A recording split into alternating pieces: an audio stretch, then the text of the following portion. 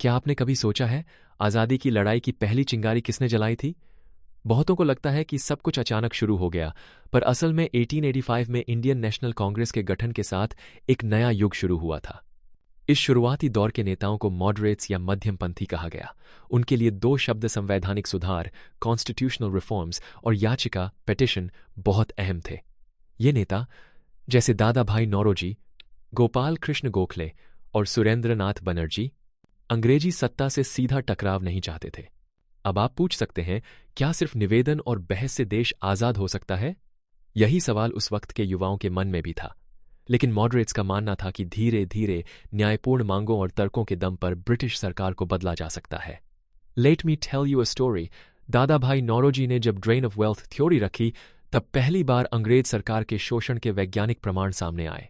Drain यानी पैसा और संसाधनों का बहाव भारत से ब्रिटेन की तरफ। पर क्या सिर्फ तथ्यों से इतिहास बदलता है? मध्यमपंथियों ने जनता को जागरूक किया, पर उनकी सीमाएं भी थीं, और यही बनी आगे के संघर्ष की बुनियाद। अब सोचिए, जब बार बार निवेदन करने पर भी सरकार बहरी बनी रहे, तो क्या किया जाए? 20वीं सदी की शुरुआत में नए विचारों का सैलाब आया।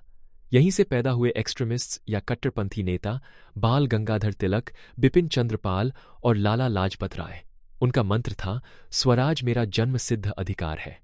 कट्टरपंथियों की रणनीति में दो तकनीकी शब्द थे, बहिष्कार बॉयकॉट और स्वदेशी स्वादेशी। सीधी भाषा में विदेशी वस्तुओं का विरोध और भारतीय उत्पादों का समर्थन। अब आप सोच रहे होंगे, क्या यह संभव था? लोग ब्रिटिश कपड़ा छोड़कर खादी पहनने लगे, विदेशी चीनी की जगह देशी गुड़ अपनाया। पर इस बदलाव के साथ संघर्ष भी था। सरकार ने विरोध किया, दमन किया, पर यूथ्स को एक नई ऊर्जा मिली। कट्टरपंथी सोच ने आंदोलन को जनता के बीच ले जाकर जन आंदोलन बना दिया। अब यहां एक बड़ा सवाल खड़ा होता है, जब उद्देश्य एक हो तो रास्ते अलग क्यों? 1907 का सूरत अधिवेशन, इतिहास की वो घड़ी जब कांग्रेस दो गुटों में बंट गई। एक तरफ मॉडरेट्स, दूसरी ओर एक्सट्रीमिस्ट्स। मध्यमपंथी कहते थे संविधान के दायरे में रहकर काम करो। कट्टरपंथी बोले अगर हक नहीं मिलता तो नियम बदलो। यहां दो शब्द उभरते हैं, कंसेंसस सर्वसम्मति और कॉन्फ्रंटेशन टकराव। सोचिए, क्या बिना टकराव के बदलाव संभव है, या फिर सिर्फ टकराव से ही सब कुछ बिगड़ जाता है? इस मतभेद ने आंदोलन का स्वरूप बदला। एक ओर संवाद, दूसरी ओर संघर्ष, और इसी द्वंद्व ने आने वाले नेताओं जैसे गांधी जी को नई रणनीति गढ़ने को प्रेरित किया।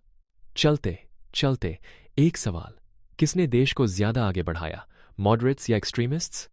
असल में दोनों धाराओं ने स्वतंत्रता संग्राम को अपनी तरह से शक्ति दी।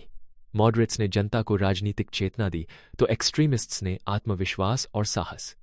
अगर मॉडरेट्स ने ड्रेन ऑफ वेल्थ जैसी थ्योरी से शोषण उजागर किया, तो एक्सट्रीमिस्ट्स ने स्वदेशी और बहिष्कार से प्रतिरोध की संस्कृति विकसित की। अब आप सोचेंगे, क्या दोनों को मिलाकर एक नई राह बन सकती थी? 1920 के बाद गांधी जी ने सत्याग्रह, नॉन वायलेंट रेजिस्टेंस का रास्ता दिखाया, संवाद और संघर्ष का संतुलन।